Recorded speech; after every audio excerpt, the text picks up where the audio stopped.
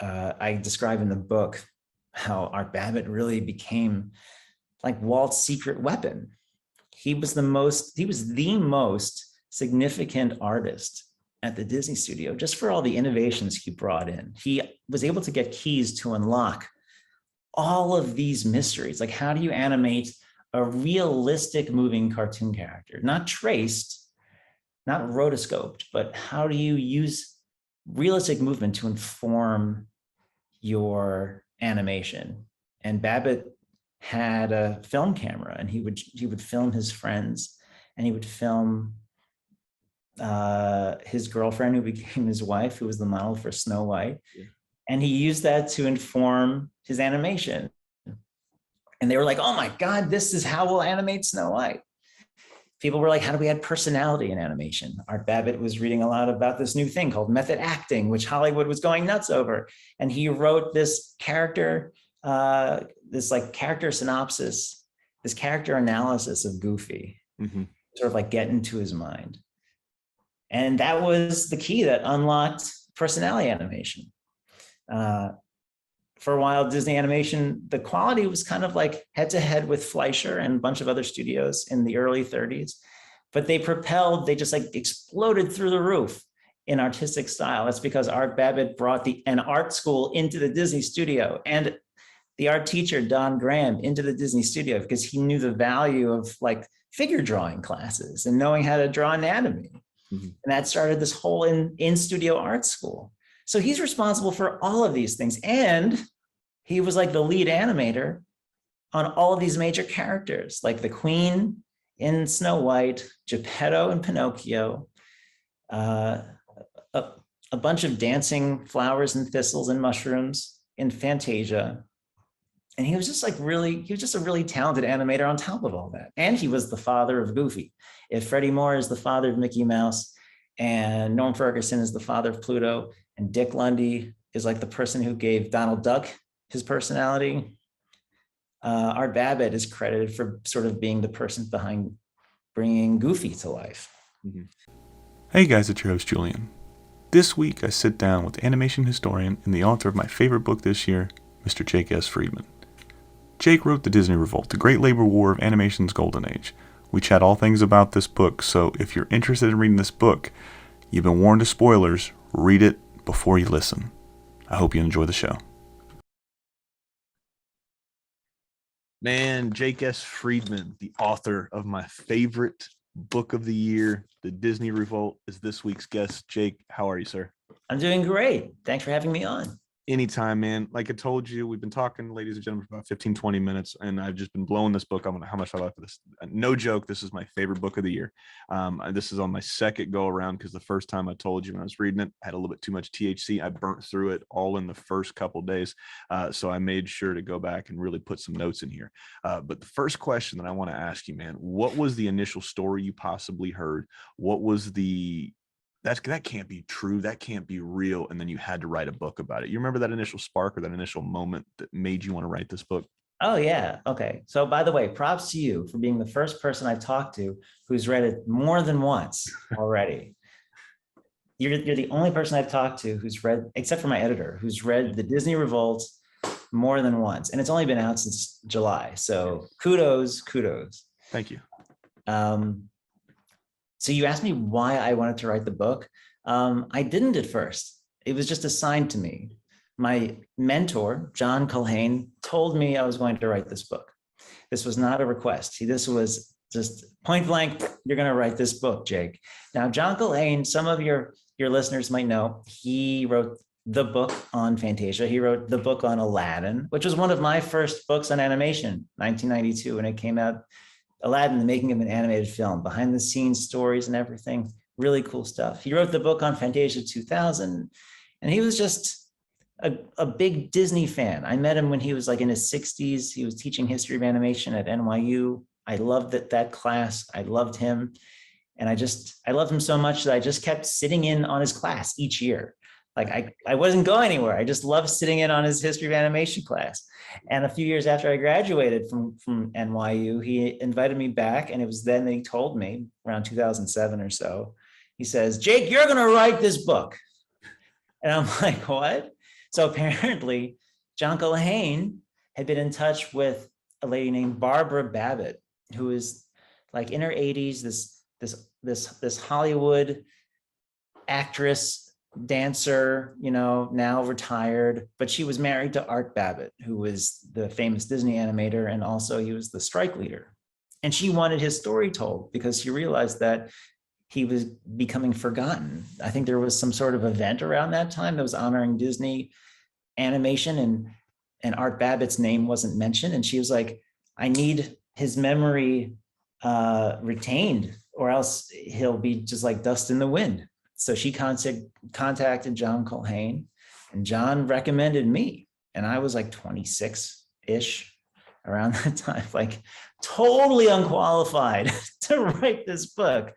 But I called her up, and that began, there was kind of like a start and stop phase when I was very unsure of myself and totally doubted my ability to do it. And it took about a year for me to actually go over there and like visit her in Hollywood. I live in New York, so flying across the country. And she was so nice, and she saved everything. She had like a house filled with like treasures from her late husband, Art Babbitt, and his entire life, from his childhood to his time working in New York City in the roaring 20s, to his early years at Disney in the golden age in the 30s. And afterwards, when he was at UPA, like I was finding like actual animation drawings in sequence, like flipping the drawings from his UPA animation, like Rudy Toot Toot. Like these are famous 1950s UPA cartoons. And there were also personal things like personal photos and home movies and diaries and handwritten notes that he had done and letters from Disney and his like Disney ID card from 1936. It was really cool to sort of like get in there, and I was able to get to know him as a man, kind of. I mean, he had died in 1992. I never met him personally, but I like digging through all of his stuff that he had saved throughout his entire life was just such an intimate way to get to know him. And the more I learned about him, the more I began to identify with him. Like I was an animator, I'd worked in animation for 10 years for Nickelodeon, Disney Channel, and a couple movies. But he was like the ultimate version of everything I was. He was just like the magnified version of me. I was an animator, but he was like the animator. The animator. He was like a world-changing animator. I was an activist, right? It's hard not to be an activist when you live in New York City. But he led a monumental labor strike. I was big into teaching and education. I think I started I taught like animation to some like kids after school. And I taught my first animation history class for college when I was 29. And he really began teaching animation and like leading animation education programs while at Disney. And then after, he was like the first teacher of animation back in the early 50s before anyone was teaching it in college. And then at Richard Williams Studio, he taught all those animators who ended up becoming the Who Framed Roger Rabbit animators. So like everything that I identified as qualities about myself in this realm, he was that times 1,000. So I'm opinionated, but he was super opinionated, and I can be stubborn. And he was like so stubborn that it created this high drama between him and Walt Disney. He sued Walt Disney twice at the same time, and they almost got in a fist fight in a parking lot. I mean, like this is a guy who thrives on drama. He just creates it wherever he goes. That made him so interesting to write about and research about. If he was just a humdrum, ho-hum sort of guy, there wouldn't have been a lot of momentum in the book, but he was just a firebrand. Just there was like something lighting him up from the inside. And if it wasn't contained, it was going to destroy everything in his path. This is such not a loaded question, but it's a very dumb question. How difficult was it writing this book? Obviously, you've got firsthand to an extent with Barbara, and you're going through all of this stuff. You're seeing the stuff that he had, the stuff she saved, everything from his life. How difficult was it separating yourself from him and trying to write this book as far as, I don't want to say an unbiased unbiased way, but I mean, how difficult was it to separate you from Art and to write this book? Well, I knew I didn't want to make him the hero Mhm. because it's never as simple as good versus evil. Yeah. I don't think it's a big secret to say that I'm coming at this with a respect for unions and a respect for labor. And I think that there are ways to do it in a way that produces a very healthy after effect and a very healthy relationship with your employer. Art Babbitt did it in such a way that his relationship with Walt Disney afterwards was totally shattered. Like it just exploded. It blew up in his face. Not so with some other employees who were much more mild-mannered during the strike. They ended up having long careers at the Disney studio after the strike, but not Art. Art, he was just super combustible. And so I knew that I wanted to write something that wasn't good and evil, but it was about like a human relationship. I think I received the advice, and I pass it along to anyone who's listening who likes to write, that the story is not the story. The characters are the story. Mm-hmm. And this is true if you're writing a screenplay, or if you're writing fiction, or if you're writing nonfiction, like I did. So the story is not the Disney strike. That's what it says it is. But the story is really Walt Disney and Art Babbitt and how this came to be and who they were.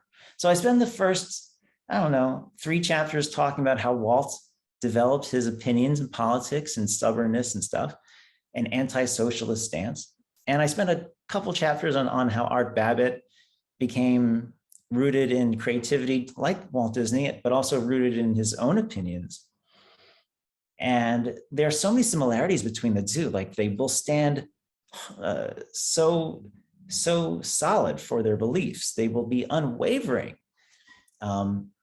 And they believe in creativity, and they believe in this common dream of animation as an art form. And at the time, it wasn't considered an art form by everyone. I mean, it was considered like a way to get rich quick by folks like Paul Terry, who Babbitt worked for, and other people who were just like churning out quantity over quality, right? People who were releasing films 3 times as fast as Walt and 10 times as crappier, right? Because people would watch anything at that time and theaters would buy anything. So Art believed in something more, in animation as a true art form, as did Walt. And so they were kind of like, they were totally aligned, and they were very congruent for a long time. I describe in the book how Art Babbitt really became like Walt's secret weapon. He was the most significant artist at the Disney studio, just for all the innovations he brought in. He was able to get keys to unlock all of these mysteries. Like, how do you animate a realistic moving cartoon character? Not traced, not rotoscoped, but how do you use realistic movement to inform your animation? And Babbitt had a film camera, and he would film his friends, and he would film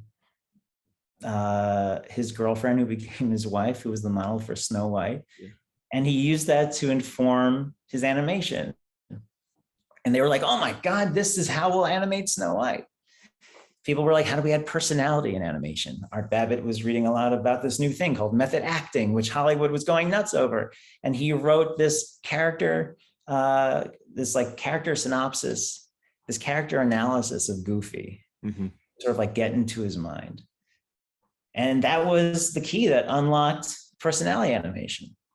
For a while, Disney animation, the quality was kind of like head to head with Fleischer and a bunch of other studios in the early 30s, but they just like exploded through the roof in artistic style. That's because Art Babbitt brought an art school into the Disney studio, and the art teacher, Don Graham, into the Disney studio, because he knew the value of like figure drawing classes and knowing how to draw anatomy. And that started this whole in-studio art school. So he's responsible for all of these things. And he was like the lead animator on all of these major characters, like the Queen in Snow White, Geppetto in Pinocchio, a bunch of dancing flowers and thistles and mushrooms in Fantasia, And he was just a really talented animator on top of all that. And he was the father of Goofy. If Freddie Moore is the father of Mickey Mouse, and Norm Ferguson is the father of Pluto, and Dick Lundy is like the person who gave Donald Duck his personality, Art Babbitt is credited for sort of being the person behind bringing Goofy to life. Mm-hmm. So all of those things just heaped on itself to, like, without any question, show that Art Babbitt is the most valuable thing at the Disney studio. And he is so aligned. He was like working overtime. He believed he would work at home on weekends. He just believed in this dream that Walt had. But then he saw that there was a kind of a lack of respect for the lowest employees. And there was this really staunch refusal from the studio to bring in a union, which was really confusing for him at first, because every craft had a union. Screen Actors Guild, Screenwriters Guild, set painters had a union, projectionists had a union, office workers had a union, like everyone had a union except for the animation artists. And then one by one, the other studios brought in an animation artist union, and then Disney was the last one. So it was like the studio was like the last holdout for animation unions. The only place where there was any craft that didn't have a union. And so they didn't think that was right. And there's all this drama that kind of like built up on that. And at one point, Walt Disney is feeling that Art Babbitt is a turncoat. Like, he calls him what's like someone who just like switched sides. And he feels that Art Babbitt sort of abandoned him. Oh, fuck. I think I just read that chapter too. It'll come back to me halfway through and I'll yell it out and I'll scare both of us, but we'll do it. Yeah. Okay. But you know who I'm talking about. Yes. Benedict Arnold. So Walt Disney's like, well, Art Babbitt's a Benedict Arnold. And Art Babbitt's like, Walt Disney is using us as stool pigeons. Like, everyone's resenting everyone else. And in the middle is the vice president of the company, who is trying to placate the unionists, but also his goal is to make Walt happy, because if he can make Walt happy, he's going to secure his position at the studio. And he kind of plays into Walt's fears and like leans into his biases. And instead of trying to really mediate, he just he makes things worse. This guy, this vice president, whose name is Gunther Lessing, and he factors big in this whole story. That he does. If you're into anime, manga, comic books, movie reviews, or just pop culture, Spoiler Force Podcast is the place for you. Not only do I talk about nerdy topics, I have conversations with a variety of guests, such as musicians, Comic-Con artists, cosplayers, other podcasters, and people from all over the world. Join me as I go on this journey to find ways to help others express themselves with their creativity. And I'm rereading the second part where his role, this book seems like a telenovela, or it seems like the what would my granny call them? Her stories, the soap opera, the daytime dramas, the soap operas and stuff like that. This is what this reminds me of. It's just like all of these big bombastic characters are coming in. Like you said, it's not about the strike; it's about the characters about this, right? And one thing I wanted to circle back to that you had mentioned, you talked about those first 3 chapters where you were highlighting both Art and Walt. Yeah. What I thought was so interesting, I'm so glad I remember this, because I had this thought a few weeks ago and I'm like, fuck, I hope I remember this. You made a distinct, I guess, choice to call them both Arthur and Walter. Why was that? Walt. Well, I call him Arthur until he starts going by the name Art Babbitt. So while he's a youth, mm-hmm. and he's going by Arthur, I'm calling him Arthur because his dad is still in the picture, right? Okay.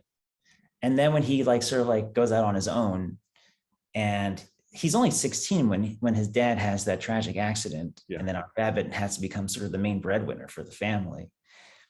So when he goes on his own to become that breadwinner, like he never went to school after the age of 16, just as like Walt Disney never went to school after the age of 15 or so.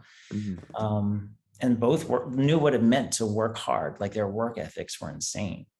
So yeah, after he decides to create like a business for himself and go out and like be like a working man at age 16, I call him Babbitt, because that's the name that he goes by, even though his name is Arthur Babitsky. Yeah. I started calling him Babbitt at that point. And that's also the time when his dad kind of like fades into the background. And as for Walt, he's Walter until he goes into the army. Yeah. And then when he comes back, he starts going by Walt. And that's when I started calling him Walt. Now, the only reason I asked that is because I figured that's what it kind of was, but I had this opinion, or not opinion, I had this thought, like maybe it was them becoming the person that they were ultimately going to be, if that makes any sense, right? So you start out, if your name is Richard, right, but you like going by Dick for some reason, Dick Williams, since we talked about Who Framed Roger Rabbit earlier. Okay. I don't really like that, man. You guys called me Richard as a kid. You know, I'm my own man. So that's what I thought it was. It was them becoming, like I said, that person. Or I'm not longer Walter. You can't call me Walter anymore. It's Walt, man, because Walter is my dad's name. Not really, but Walter was my dad's name. You can call me Walt. So that's what I figured it was kind of going that way. But I'm glad you broke it down for me, because that was one of the first thoughts I had. I had made that post-it note, like I said, the first couple pages. And it's like, man, I wonder if this was a conscious thought or why he chose this way. But thank you for breaking that down. I really appreciate it. Yeah. When you were researching this book, was there anything that when you were looking just through the years and decades of this drama between Walt Disney Studios, Walt himself, and Art, that just made you go, this can't be real? And then when you start digging deeper into it, you're like, holy shit, this is real. Was there anything glaring or anything that really stuck out right off the bat with you?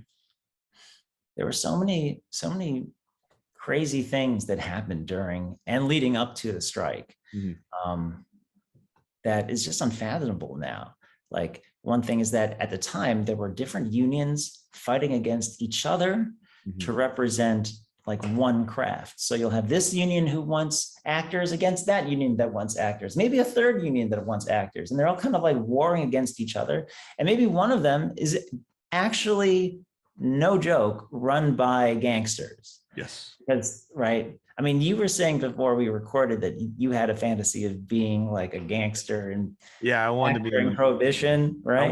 I wanted to be in the mafia. I saw the first fucking 3 minutes of Goodfellas, and that's all I knew about the mafia when I was younger, because that's when my grandpa would turn it off. So I thought the mafia when I was younger, they ate good food. Nobody messed with them. They got to drive cool cars. They got to stay up late and do whatever they wanted. I love pasta. I love the Italian culture. I took 4 years of Italian in high school, so I didn't have to watch The Godfather and subtitles whenever they would speak Italian. That's the only reason I took it. So I was super deep into this, and I never knew the dark side of the mafia until I went a little bit further than those first 2 minutes of the Goodfellas. I didn't mean to cut you off, but yeah, I had goals or dreams when I was younger of being in the mafia until I found out what it really meant to be. Well, I think, for people who find that fascinating, the idea that you have like an Al Capone gangster who's a main player in this story, I think that's something that's really something you can really sink your teeth into. And it's so interesting that at the time, Prohibition is over, alcohol becomes legal, the mafia is looking for the next big score, and unions are brand new and they have very few regulations because they're so new. And so it was kind of like a seamless transition for them. Like, they were like, oh, this came up at the right time, just as Prohibition's ending, we have unions forming.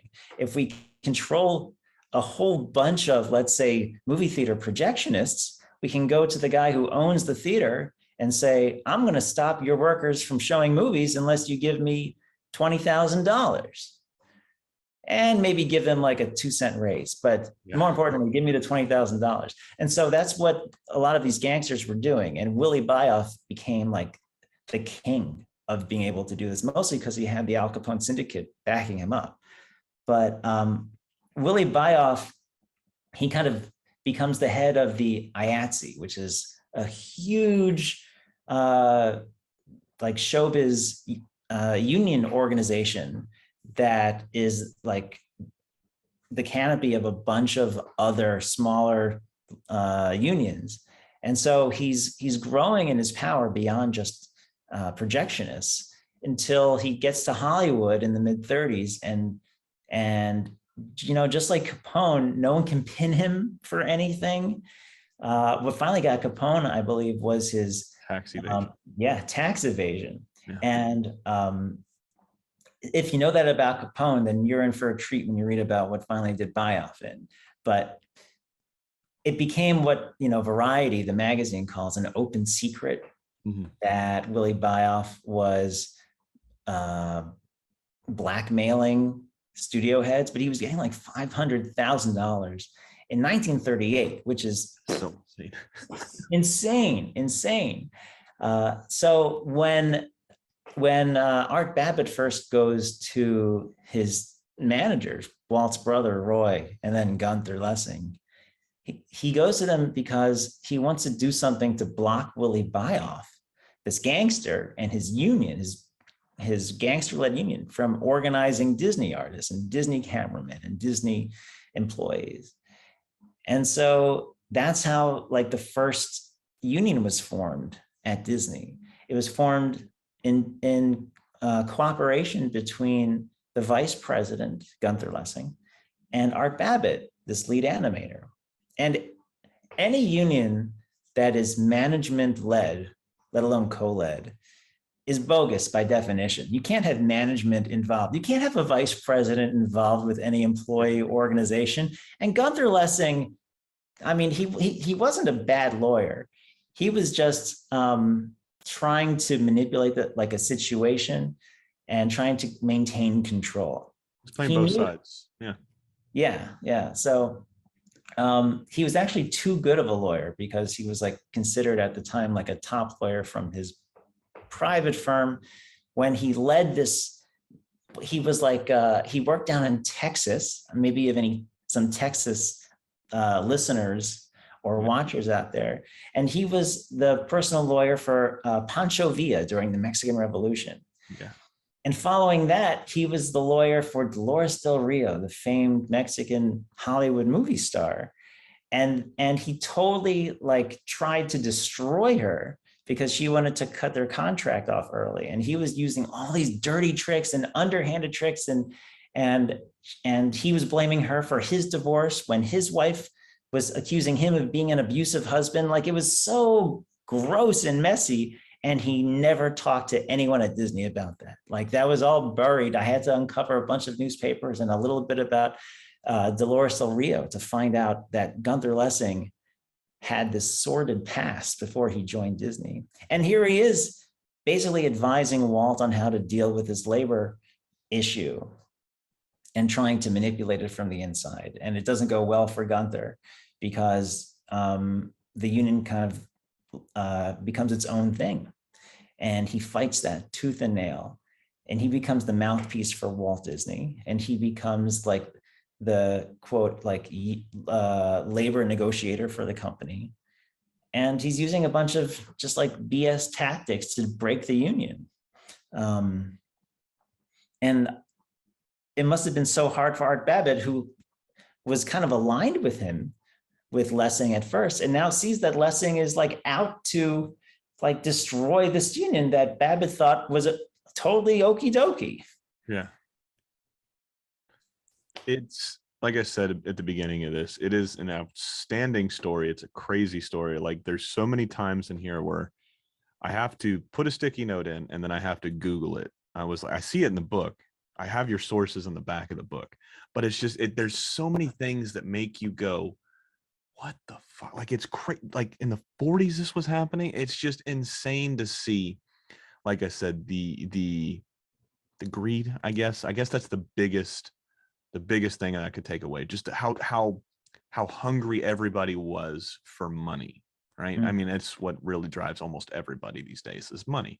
You want to be financially stable. You want to make sure that your kids are set up. You want to make sure you're set up, so to an extent I get it, but it's just how it drove such a wedge into Walt Disney Studios with people that were friends. I mean, I think Tom Cito had said it. He was people were friends one day and then they just broke up over this. It was he was there was, and he didn't name anybody by name. You probably know some of the names and some of the stories. that I'm gonna say, but he was like, they would want to fight. I mean, he on site, they would fucking want to throw hands. It was like you were against Walt or you were with Walt. The people that stayed with Walt were ride or dies. And, it's just, like I said, it is insane. This book is so good.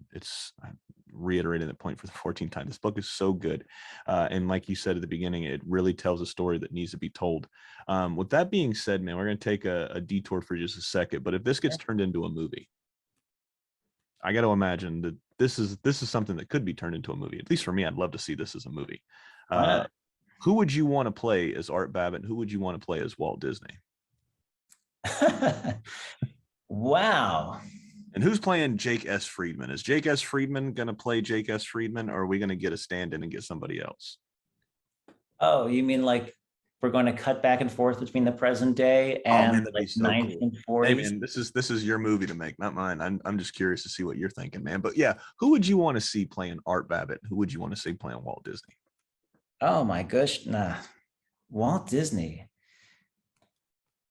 Yeah, I'm not really good at any sort of games that require people to name movie star names. Like I suck at 6 Degrees of Kevin Bacon.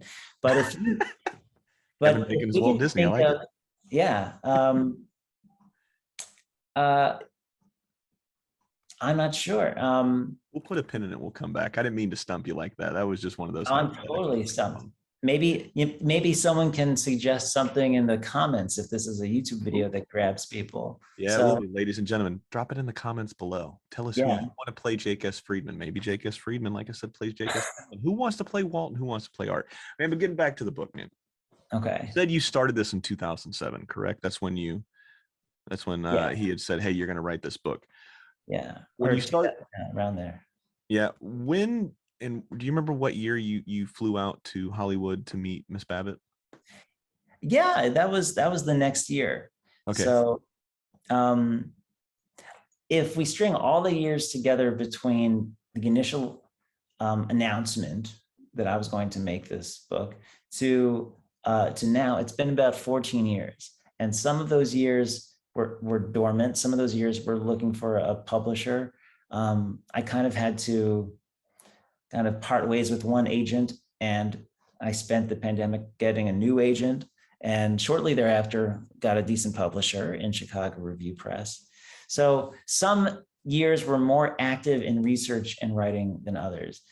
So maybe if you put it all together, if you compress all the time, it was about 10 years and, still working full time, that kind of thing. That is such a crazy time. Like when you think about it, 10 years. I just turned 33 a couple weeks ago. I'm 23 at that point in time. I'm 23. I think I'm in Jacksonville, Florida, going to my 3rd deployment at that point, man. So it's crazy to think that when you look at the book and you look at how detailed you are and how thorough you are, I'd be like, yeah, this shit took 10 years, man. But was there any point in time in this book where when you were collecting the data and you were writing the stuff that you didn't want to do it anymore? I got to imagine there's probably some hard days in there in that 10-year time frame. But do you remember any time where you're just like, fuck, I don't want to do this anymore? Not really. I mean, there were some days where there was a lot of information. I just made sure that I was doing my best at organizing my information, because it's easy to get overwhelmed when you have that kind of it was just piles of information, and all of it is like primary sources, like stuff from that time. Like I can't just abandon it.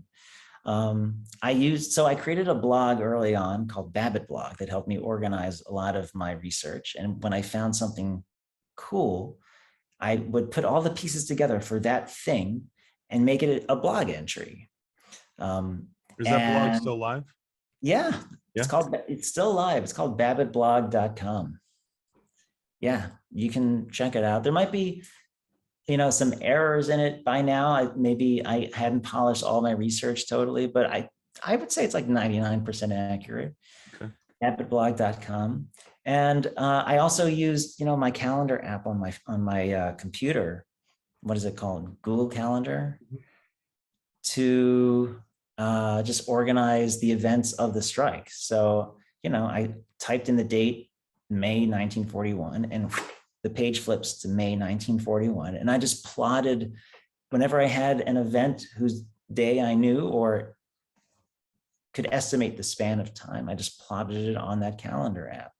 And I used that to sort of like create a timeline. And once I created a timeline, the pieces really began to fit together. I was able to see the course of events and see how it started out small and just kept rolling like a snowball down a hill and getting bigger and bigger and bigger, because it didn't happen in a vacuum. You know, all the books talk about the strike happening, and this happened and then that happened. But once I put each individual event on that timeline, the story really took shape, and I could see how feelings just got way out of hand, from being friends to being bitter rivals. At any point in this book, did you have, now obviously, like I said, 2007, this is quite some time after a lot of the folks that were involved in this are gone.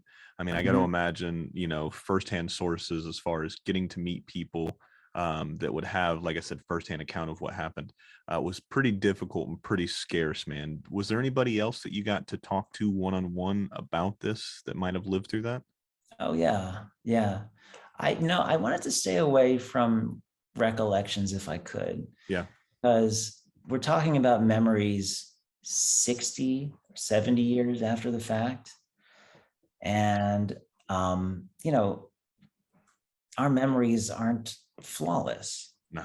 And when you're dealing with something as sensitive as the Disney strike, you know, that's really sensitive. The Disney company means a lot to a lot of people. Mm-hmm. And this story is not sunshine and lollipops. Nope. You know, so I wanted to make sure that the story I was telling was not recollections of people who had, you know, fostered bitterness in their hearts for 70 years, or who had held biases that just grew and shaped their recollections. I wanted to use primary sources, but having said that, it was really special to connect with three people of the golden age of Disney. Marge Champion, who at the time was Marge Belcher before she became Marge Babbitt. She was Art Babbitt's wife and the model for Snow White. Yes. And she was living right here in Manhattan at the time, and I would visit her. I think like 3 or 4 times I sat down with her, and she was just like so kind with her time and just really friendly. And there was like a spark of youthfulness in her that I can't describe, even though she was in her 90s. Like she just, like, it was really, there was something just really youthful about her. Willie Pyle, he and I became very good friends. He was Milt Kahl's assistant, and his final project was Bambi. And he started at Disney in 1938. And Willie Pyle, he became more into like UPA after Disney, and then he became an independent artist here in New York. But he and I were just, he was such a good guy, and we became really good friends. And I think we met when he was like 96. And when he died like 7 years ago, I think he was 102, and he was sharp as a tack the whole time. Wow. And I would call up, "Hey, Willie, what you doing? Can I come over?" And he's like, "Yeah, sure, come on by." And I'd hop on my bike and I'd go down to see Willie Pyle, and I would sit with him, and maybe we would talk about art, like artwork and drawings, and we talk about drawing styles, and he would show me what he was working on. He was still making art at the time. And we would talk about the strike sometimes, and we would talk about Disney sometimes. And I always had my audio recorder just catching whatever stories he had to share. So I'm so fortunate that I was able to have him as a friend, and I miss him. Yeah. And the third of these 3 people was Don Lusk, who I met once over an extended afternoon. And all of these folks have passed on by now, but at the time, I think Don was 101. Also sharp as a tack. Don Lusk was not a super high tier animator during the strike, but he was like a 2nd tier lead animator. He animated Cleo the fish from Pinocchio. He was a supervising animator, just not a superstar supervising animator, but still a top guy. And he had memories and was like super great. There was just something so youthful about all these folks, all these creative folks in their 90s or who are 100. And I was just able to relate to them as one artist to another who just liked to hear their stories. And there was something special that I can't put into words about connecting with a piece of history like these people were, and just like sitting with them and knowing that like this is the person who was sitting at an animation desk animating Pinocchio, you know.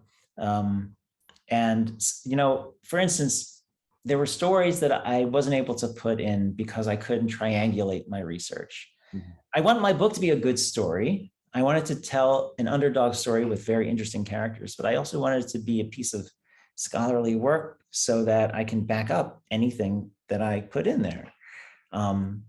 If I'm you know, showing a side of the Disney company that isn't extremely bright and sunny, I don't want it to be like I'm throwing the company under the bus. I want it to be backed up with real evidence. And so for that reason, I couldn't include any memories from people who were 70 years after the fact. I just couldn't trust that unless I had something to back it up. And Don Lusk told me something really interesting, that his wife, Margie, who was working in the HR department at the time, which was called the personnel department. She was working right under this guy named Hal Adelquist, and he shows up in the book. Hal Adelquist basically became the anti-union witch hunter for the Disney company. He also had been at Art Babbitt's wedding because his wife and Babbitt's wife were best friends.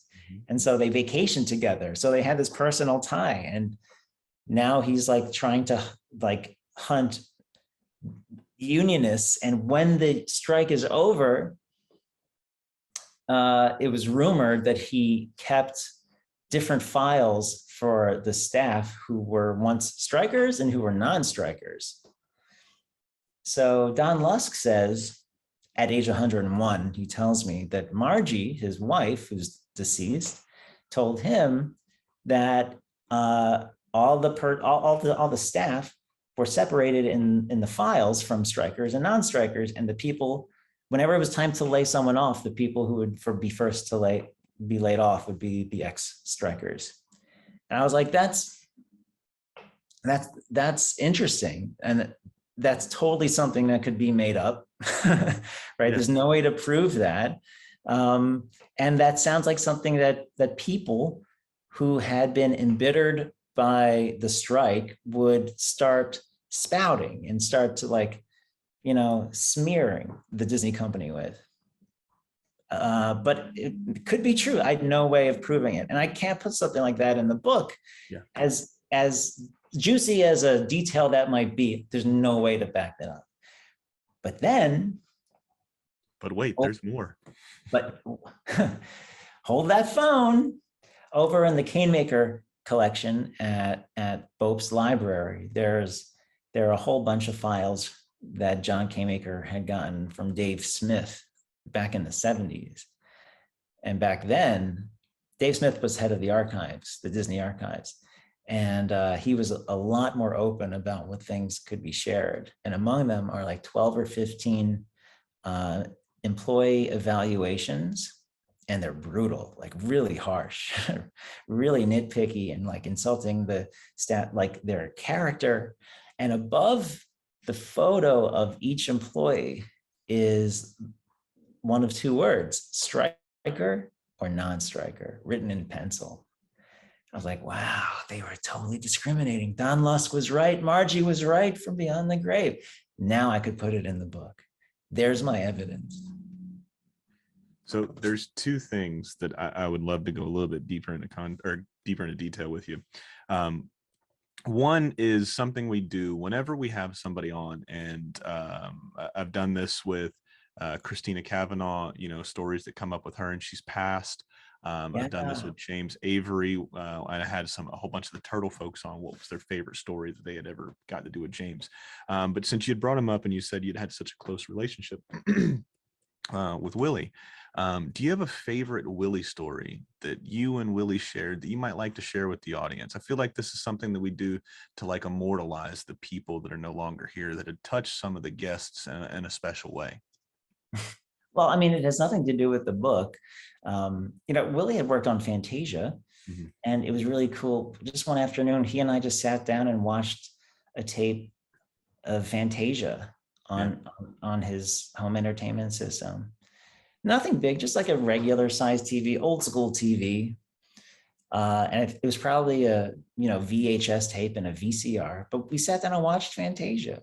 And I was like, I might be the last person who can ever watch Fantasia next to someone who worked on Fantasia. That's so cool. Yeah. And he was like saying, oh yeah, those Cupids, I animated those Cupids. I was like, was it hard? He's like, nah, they were pretty easy.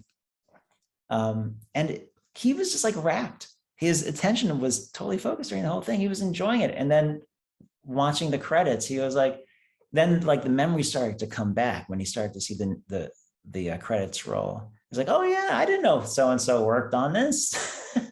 I forgot this person worked on that. He was just like, so, I don't know. He had kind of like a childlike wonder about him. Like he was not sarcastic. He was not bitter, as many elders that we meet might be. He was just so warm and funny and just really clever and witty. And he had seen so much. And he had taken so many chances. He grew up in South Dakota in a sod house. I was like, what's a sod house? He's like, oh, it's a house made of dirt. Like, you lived in a house made of dirt? I said, yeah, it was a sod house. He like grew up on a prairie. He learned how to like hunt for food and then like made a leap to go to California when he saw an ad in the paper. If you can draw Mickey Mouse, you can get a high-paying job at Disney's. This was after Snow White.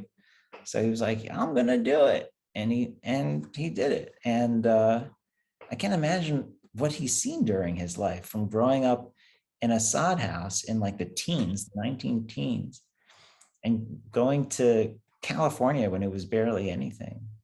At that time, my favorite Willie story has nothing to do with animation, but like at that time, maybe around 2013, there was some sort of so-called prophet who was talking about the world ending. Yeah. I feel like every 8 years there's another person like this.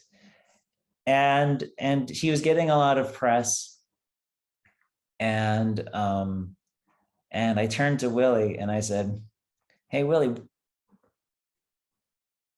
what should we do if the world is going to end?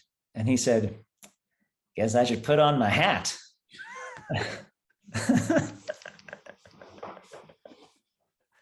Oh, that's great, man. Yeah, he was just so great. And he just kept drawing, and he never stopped drawing. When you live to be that age, also, like, he had memories from the 50s and 60s, and he was like, oh yeah, this thing that I did. And he just kind of like passed it offhanded. He showed me a sketchbook that was sitting on a shelf from like 1956, the way that like you or I might show like a notepad from last April. Yeah. And when you live to be 100, like, decades just fly by. And he let me have some of his drawings, and there's some of my most precious items in my personal collection, just drawings from Willie Pyle. In Walt Disney's house, like, a private family owns Walt Disney's house on Woking Way in California. It was the house that he had from for like a good 20 years, maybe 30 years. And it's been open to visitors when the owners let it be open to visitors and tours. And the walls are decorated with like original Disney animation art, maybe a drawing of like Jiminy Cricket or like a cell from Snow White or something.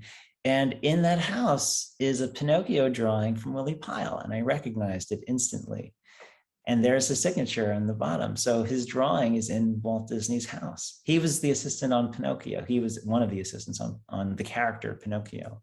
And he also drew me a Pinocchio on a tablecloth, on a white tablecloth that I, like a paper tablecloth that I saved. Um, Not that it's like worth anything more than, more than a memento, but when you encounter a human piece of history, someone who like helped shape your personal fabric like that, you just want to hold on to as many pieces as you can. Absolutely. And thank you for sharing those stories. And I've got a funny tablecloth story. It's going to make me look like an asshole for trying to match your tablecloth story to my tablecloth story. However, I think it's fun because I don't think I've ever told the story to anybody. So I cook for a living now. That's my day job. I've wanted to cook since I wanted to be a chef since I was 12. I love food just as much as I love animation, just as much as I love the NBA. I love food, right?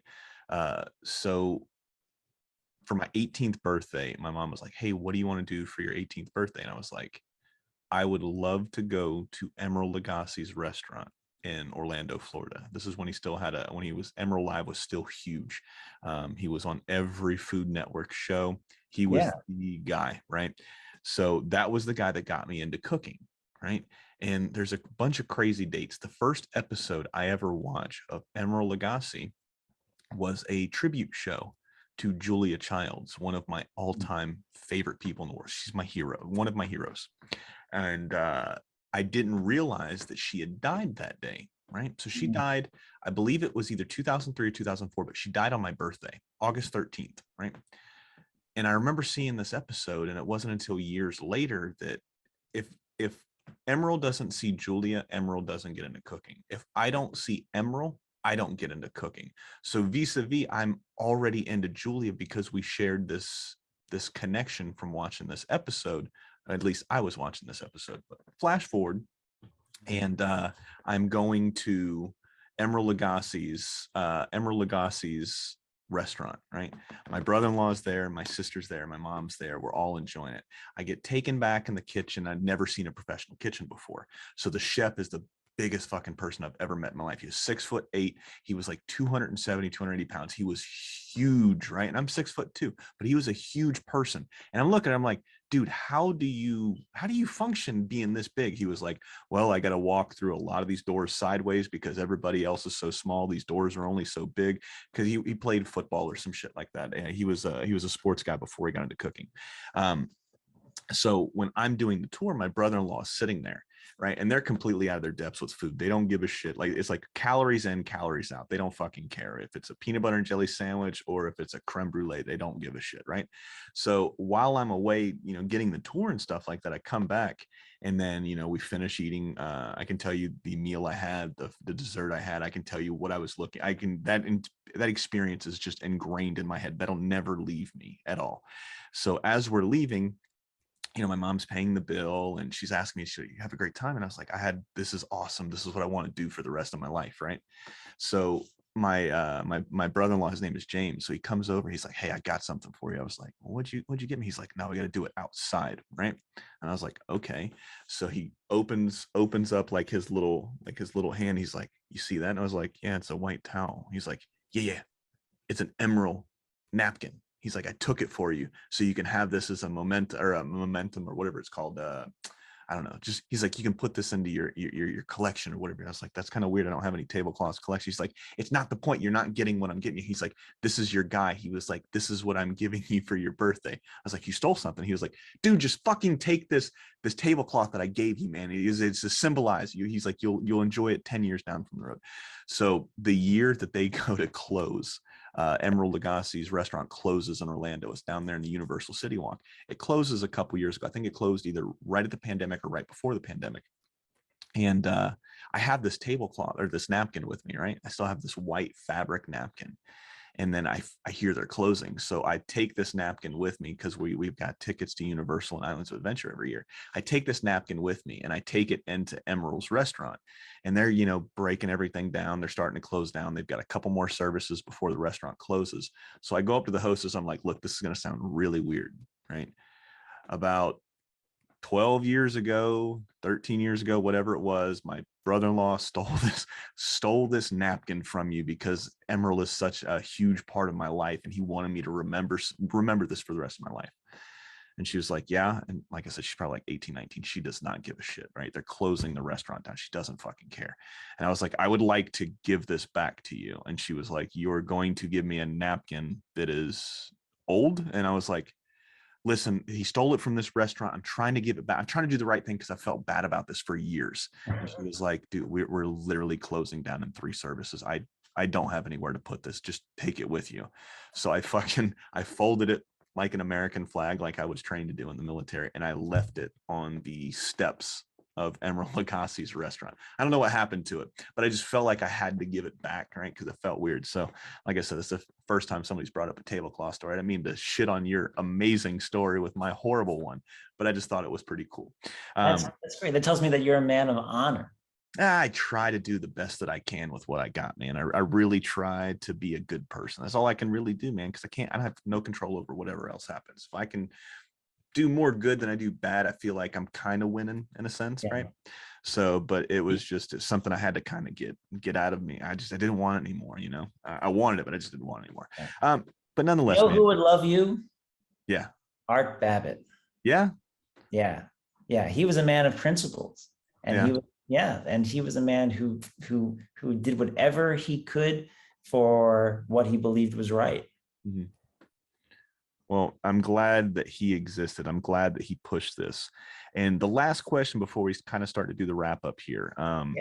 We've brought it up a couple times, and they're extremely, I want to make sure I say this right way, litigious, right? Disney company, right? They are very difficult to work with in a sense that they don't want anybody using their licensed characters. They don't want anything. I mean, I think right here, this book is independently authored and published right under here. Because I mean, it's very difficult to get Disney to really do or say anything because it's Disney, right? They're the biggest company in the world. So they don't have to do anything they don't want to do. But when you're writing this book, do you have anybody pushing back as far as Disney goes, hey, you really can't write this? Did they leave you alone? I don't know if that's too sensitive a question to ask you, but like I said, I just know they're a very litigious company. I'm an open book. You can ask me anything. AMA. I wanted to be above board with the company. Mm-hmm. Here it says, this book is independently authored and published. That's what Chicago Review Press insisted to be on the cover. I'm like, that kind of looks like I'm publishing the book. And he's like, no, my publisher said we have to put that there just to make it clear that this is not a Disney sponsored book. Yeah. And that kind of is a selling point, because if it was sponsored by Disney, we would have a lot less freedom about what we could put in this book. Yeah. So the Disney company has no problem licensing some of their images. They can charge you $150, maybe somewhere between $0 and $150 or $200 or $300 to license an image. I mean, it cost me $150, I think, to license a photo of George Brown, who is Willie Byoff's accomplice. That was from the Associated Press. So there are organizations that have collections of images that are used to licensing their images.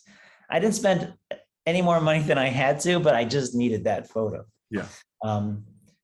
When it came to Disney artwork, I contacted the company and I said, listen, I will have this book coming out sometime next year. Can we talk about images? And the rep that I was in touch with was like very eager to see what I was writing, but didn't really get back to me about helping me at all. Didn't get back to me about holding me back either. Yeah. They just probably wanted to see what this whole thing was about. Mm-hmm. So in the end, I actually didn't have any help with any of the images from Disney.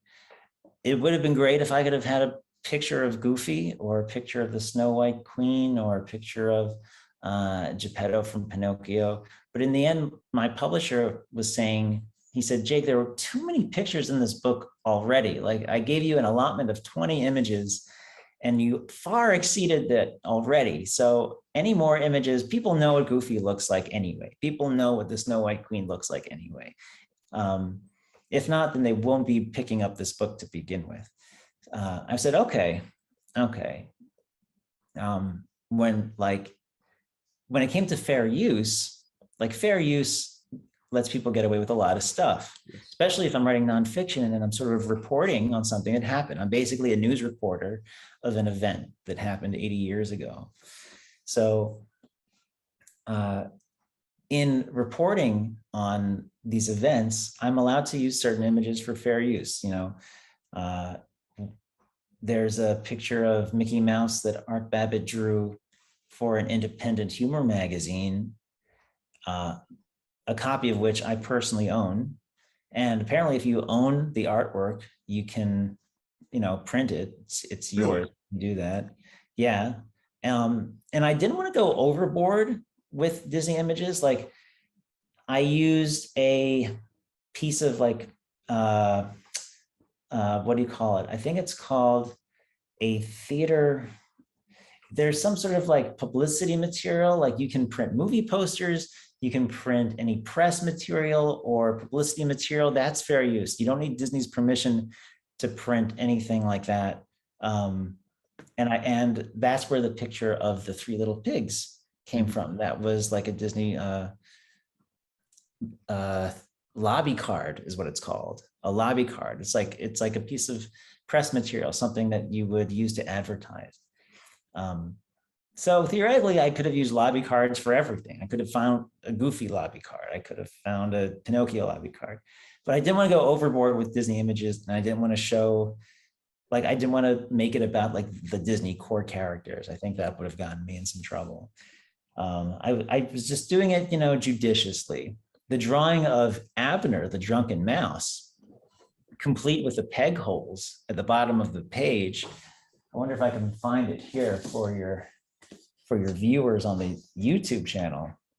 I actually saw that on eBay and I was like, this is directly related to the story that I have in here of Art Babbitt and Walt Disney in a story meeting. So there's that page.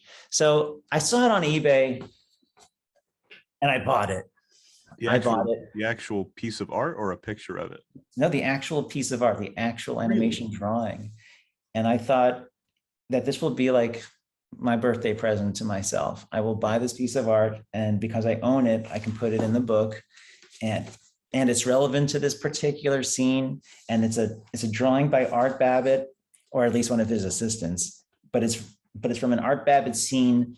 And I just needed to have at least one drawing, like an actual graphite on paper drawing of an Art Babbitt animation scene in here, not just like finished artwork, but not a frame of film, but a drawing, because this is not a story about films. It's a story about artists, the people who were pushing the pencils and brushes.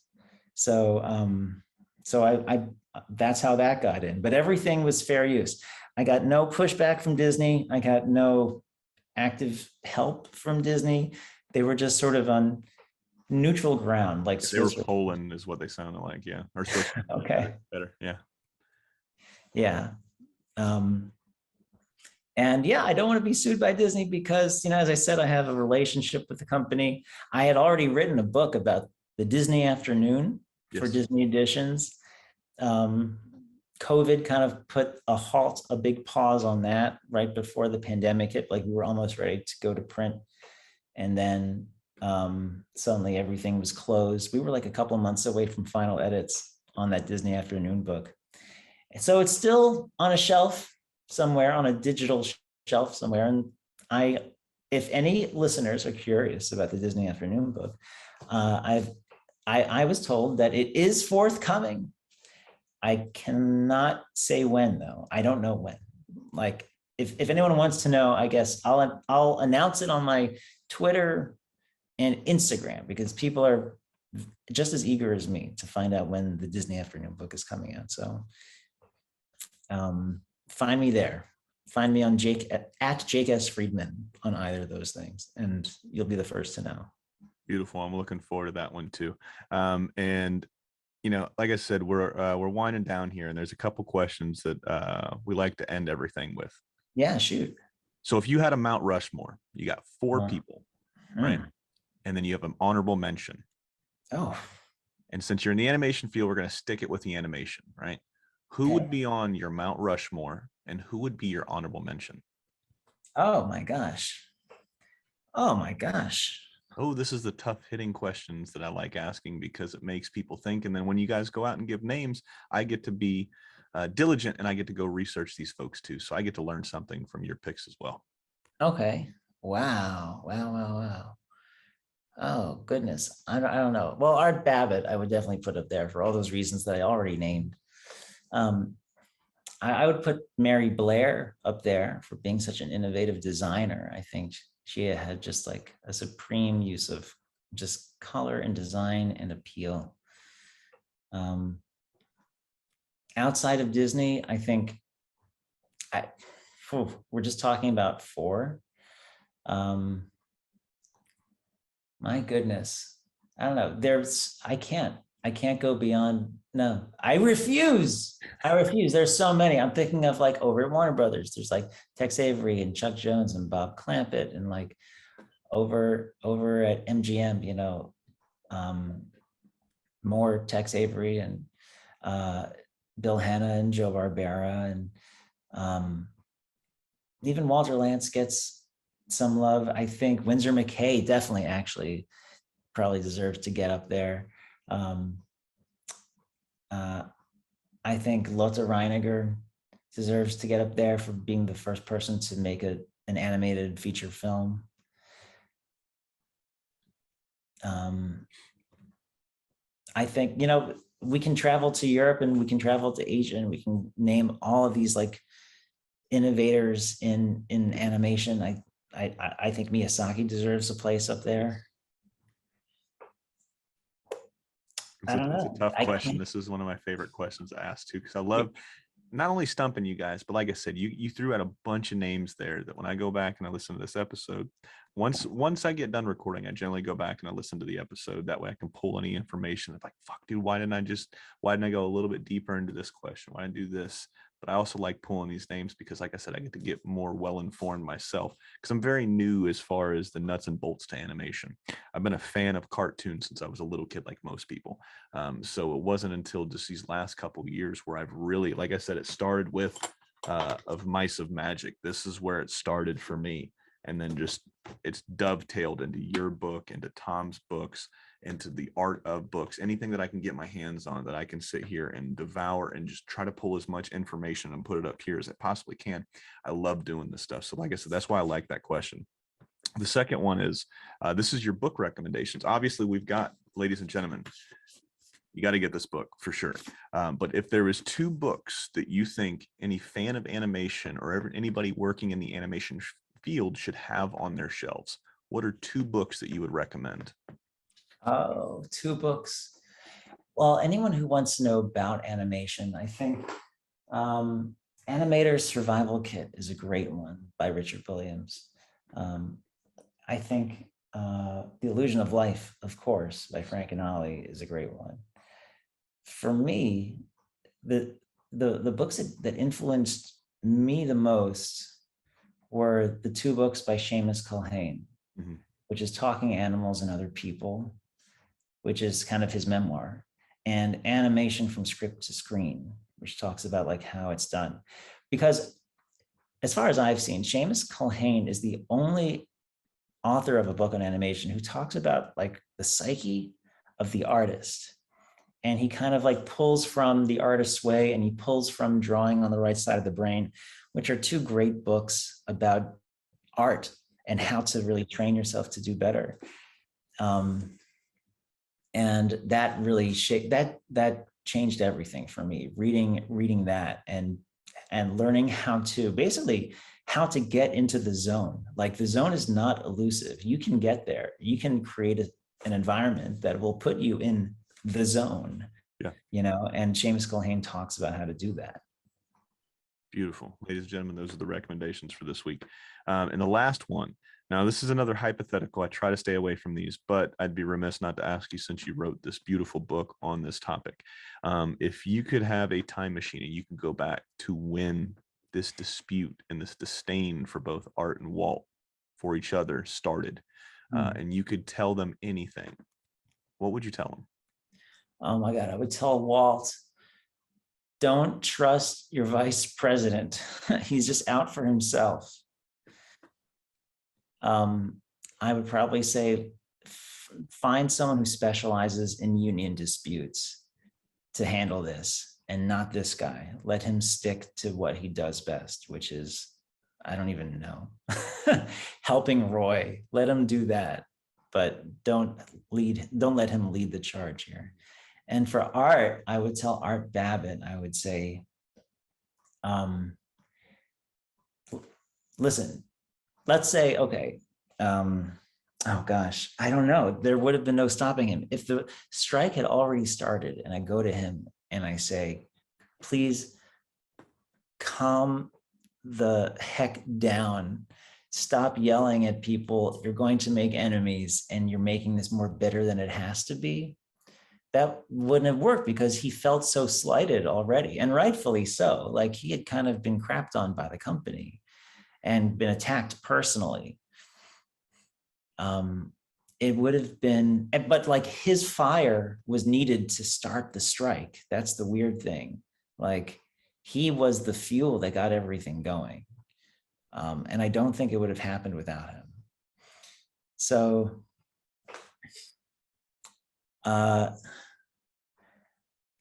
think I still would have tried to listen. Writing a book like this is kind of like going in a time machine. And I really wanted to replicate that experience for my readers. I wanted you, Julian, to feel like you were like walking into 1941, like you were wearing your spats and fedora and you were there with those guys. Yeah.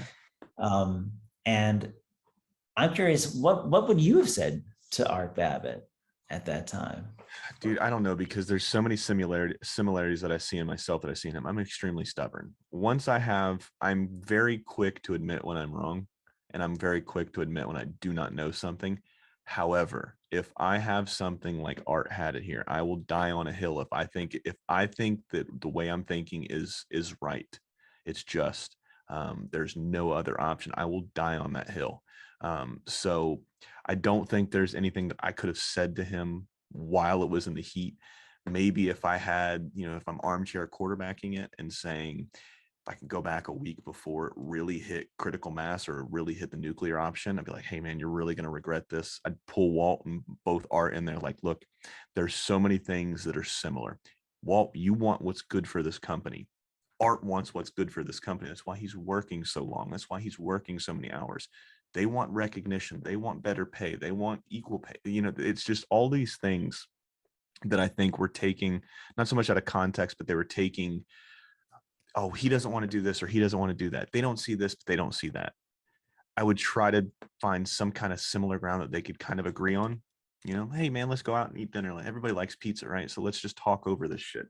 Really work it out. Try to keep all of everybody outside that wasn't Walter Art, so they could not physically, because I don't want them to punch each other, but they could work it out, man to man, and they could see where each other's coming from. I would just try to play the mediator the best possible way I could do. That's probably what I would do. I think if anyone could have done it, you could have. Ah, man, nope. Maybe being 6'2" would have helped. Yeah, like I said, hearing so many of these stories, because like I said, when I had Tom on and I heard what he was writing about with his, and then I've read yours, it's just, I really think they needed somebody that had no stake in the game, right? They weren't going to get rich off of if they joined the IATSE. They weren't going to get rich off if they just stayed with Walt. I really think they needed somebody that had no vested interest in either side to really say, hey, you guys both want to do the best you can do with the art, with the pictures, with the animation. You guys have the same goals. You're just, it's like the political spectrum, right? I try not to get political, but there's a lot of politics in this book, so it's topical.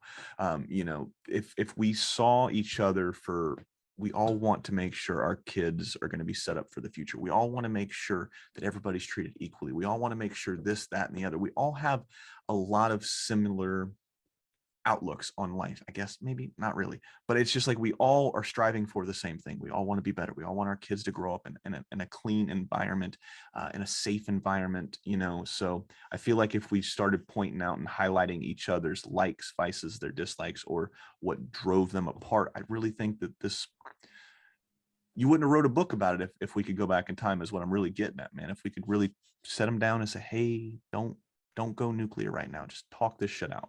That's the way I think. I mean, it's a lot of word vomit there, but you know, it's really sad seeing this type of stuff, seeing Art Babbitt, essentially what you were saying earlier, you know, I don't think I'm putting words in your mouth, but kind of erased from history almost.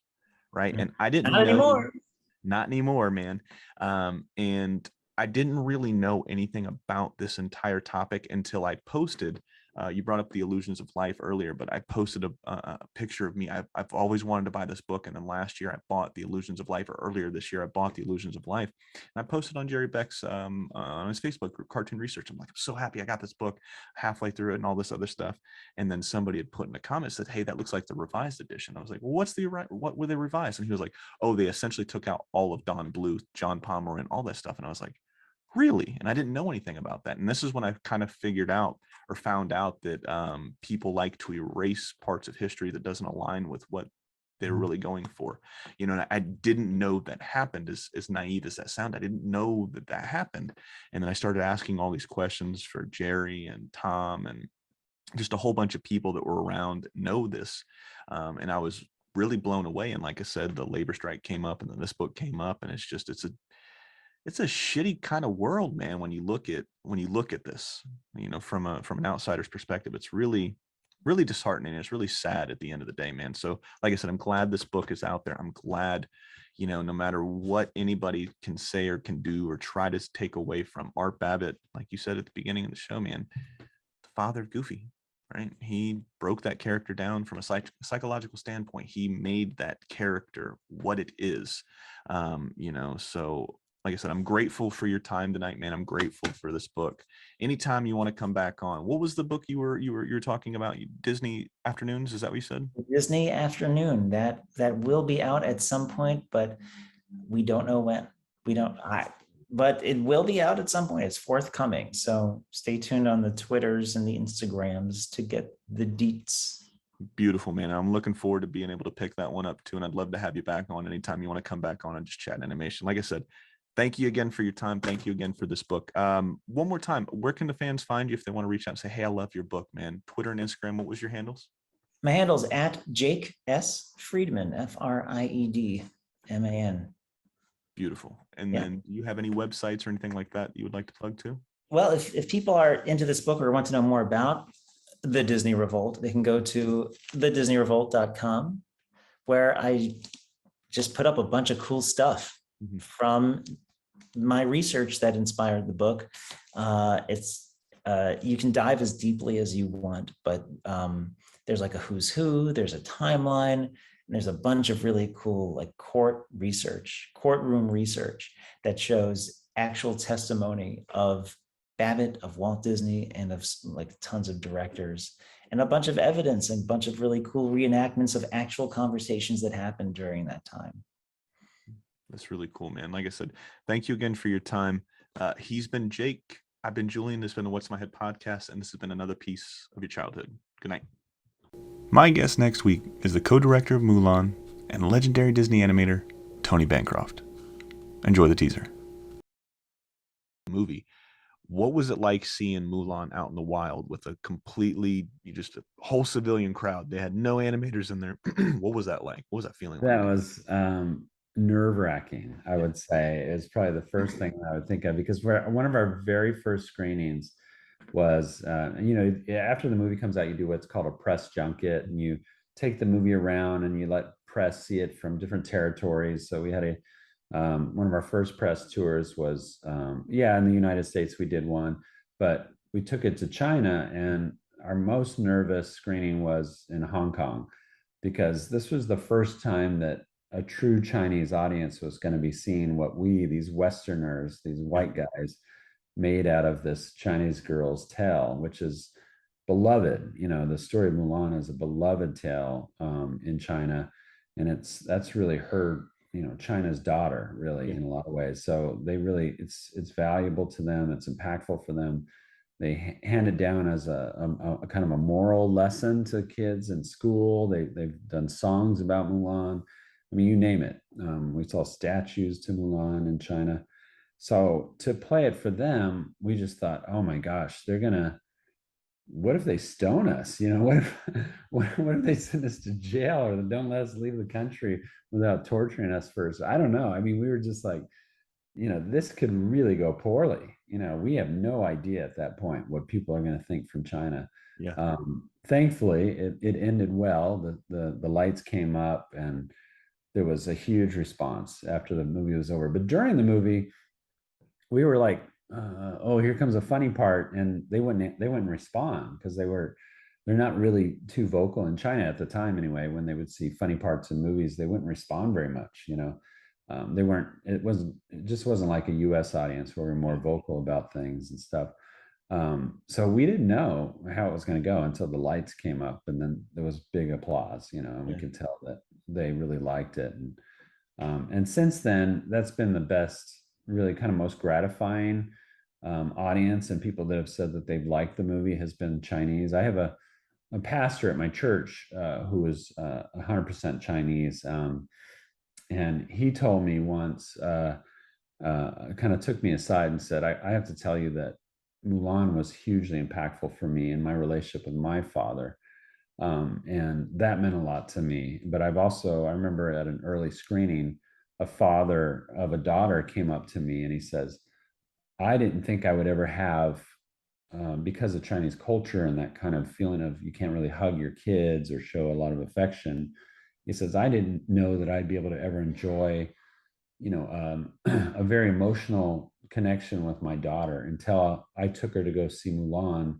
And after that, I felt a freedom to hug my daughter. And he says, Wow. we've been hugging, you know, the rest of our lives. And I said, he said, I have a different relationship, a better relationship with my daughter because of Mulan. So thank you. And he was crying. Yeah. You know, so things like that are like, whoa, you just don't know. You just don't know when you're making these films how they're going to impact anyone, let alone the world, or have a cultural impact. It's just, to this day, it's very surreal. I got to